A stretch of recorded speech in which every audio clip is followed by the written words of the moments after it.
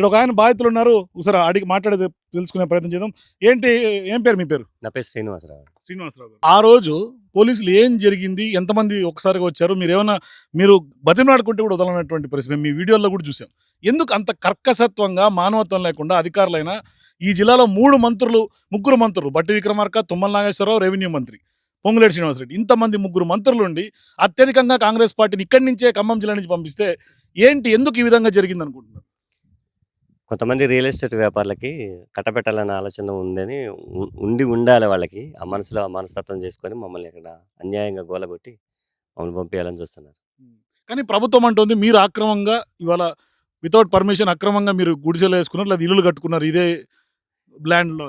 ఇది భూదాన భూమి సార్. అట్లా పట్టాలు గిట్టాలు ఏమి లేకపోయినా కూడా మామూలు సామాన్య ప్రజలు ఈ భూదాన భూమిలో ఇల్లు వేసుకొని, షెడ్లు వేసుకొని, గుడిసెలు వేసుకొని, ఏది వేసుకొని అయినా నివసించే హక్కు ప్రజలకే ఉంది. ఇది ఏ రియల్ ఎస్టేట్ వ్యాపారానికి కూడా సంబంధించింది కాదు. వాళ్ళకి సంబంధం లేదు. అసలు ప్రభుత్వమే జనాల్ని ఇట్లా ఆగం చేస్తుందని ఒక స్వచ్ఛంద సేవా సంస్థ భూదాన్ ట్రస్టులు ఏర్పడి, ఆ భూదాన్ ట్రస్ట్ భూమి ఇది. గవర్నమెంట్‌కి భూదాన్ ట్రస్ట్‌కి అసలు సంబంధమే లేదు. ఏ నిర్ణయం తీసుకోవాలనుకున్నా కూడా భూదాన్ ట్రస్ట్ వాళ్ళు తీసుకోవాలా? ఏది చేయాలన్నా భూదాన్ ట్రస్ట్ వాళ్ళు చేయాల్సిందే. కానీ ఇవాళ భూదాన్ ట్రస్ట్‌కి ప్రభుత్వానికి సంబంధం లేకుండా ఇవాళ ప్రభుత్వమే అక్రమంగా మిమ్మల్ని ఇక్కడి నుంచి ఖాళీ చేయించింది అనుకోవాలా?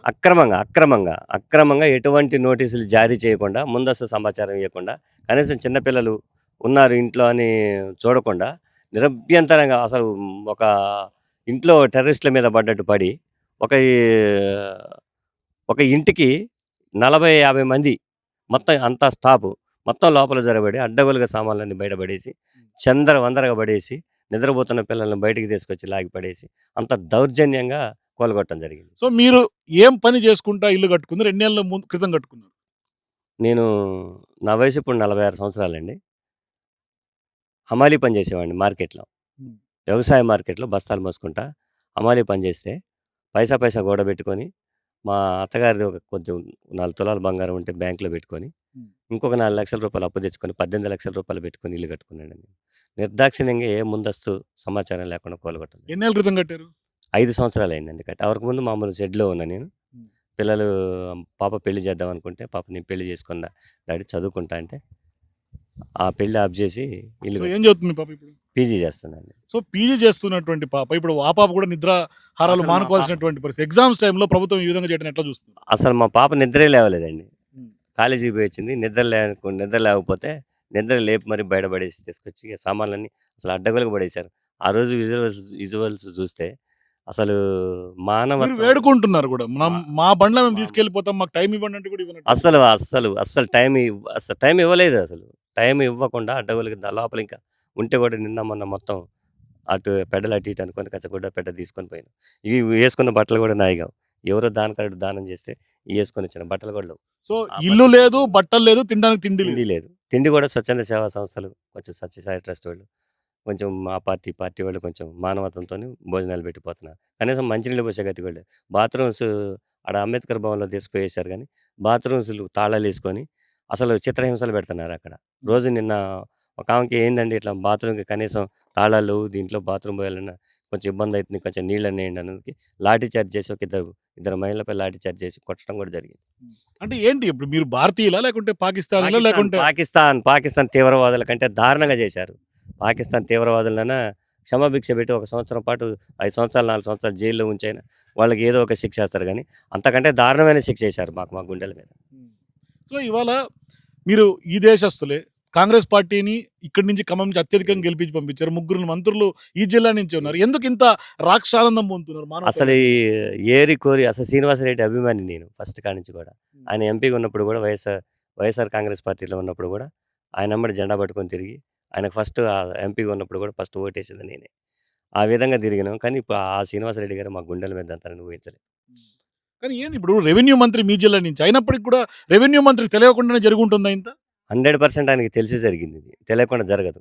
తెలియకుండా జరిగే ప్రసక్తే లేదు. ఆ ముగ్గురికి తెలిసే ఉంటుంది.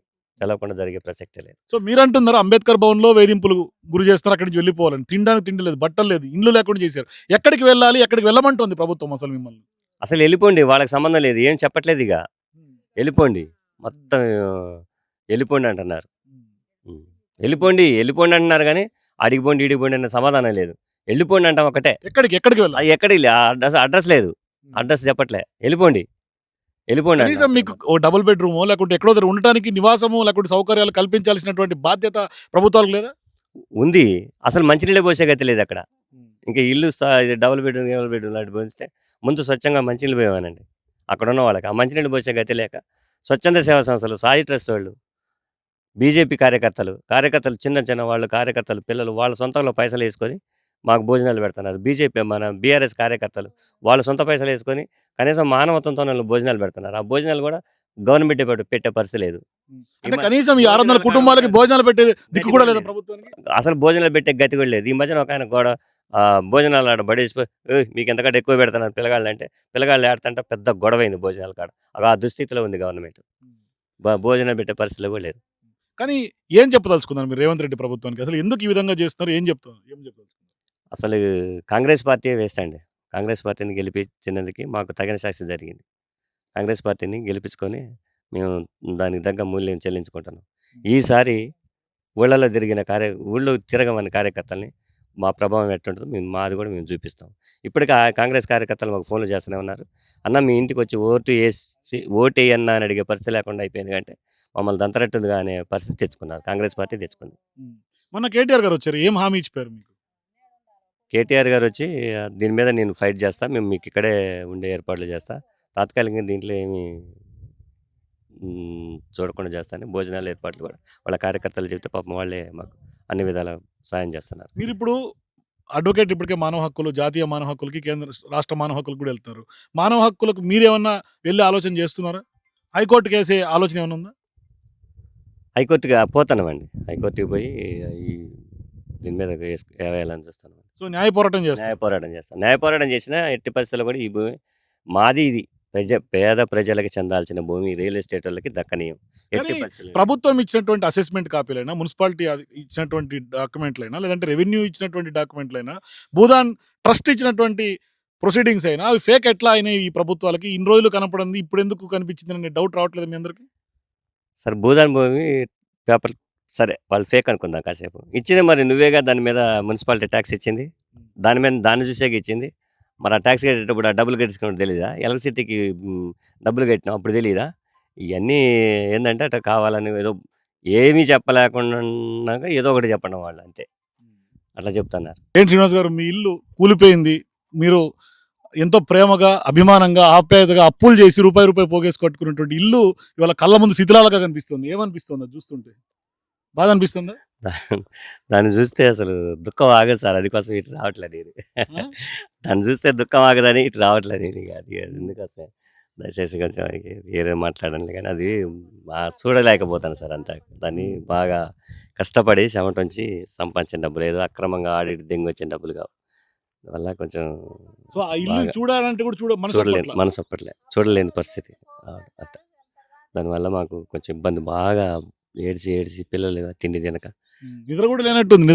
అసలు నిద్ర లేదు, ఆగారం లేదు. ఇప్పుడు 4-5 రోజుల నుంచి బాగా డిస్టర్బ్ అయినామండి. ఫ్యామిలీ బాగా డిస్టర్బ్ అయ్యి ఎంత అప్పు చేశారు ఇప్పుడు ఇంటి కోసం? 12 సంవత్సరాలు కలర్స్ పని చేసింది సార్. బస్తాలు మోసి కలర్స్ పని చేసి ఒక 10 లక్షల రూపాయలు పోగేసుకున్నా. పెళ్లి చేద్దాం. బస్తాలు మోసి 10 లక్షలు పోగేసుకున్నా. నేను నాకు మందాలు పట్టి సిగరెట్లు, బీడీలు, చుట్టలు ఏం తాగనండి. ఆ 10 లక్షల తోడు 4 లక్షలు మా అత్తగారు వాళ్ళు కొంచెం బంగారం ఉంటే పెట్టుకొని దాంతోపాటు ఒక 4 లక్షల రూపాయలు అప్పు తెచ్చుకొని ఒక 18 లక్షలు పెట్టి ఇల్లు కట్టండి. ఇప్పుడైనా అధికారులు కనీసం ఇస్తాము, ఇంకో దగ్గర అలాట్మెంట్ చేస్తాం అంటున్నారా? ఏదో చెప్తున్నారు ప్రకటనలు చెప్తున్నారు. అంటే కొంచెం మొత్తం అందరూ మర్చిపోయిన తర్వాత మళ్ళీ రోడ్డుకేసే పరిస్థితి ఉంటుంది. అసలు ఇప్పుడు రోడ్డు మీదనే ఉన్నామండి. ఉన్నదే రోడ్డు మీదనే ఉన్నాం. ఆల్రెడీ మొత్తం రోడ్డు మీదనే ఉంచారు. రోడ్డు మీదనే ఉంటాను. అంతా బాగా ఇబ్బందిగా ఉంది ఫుల్గా.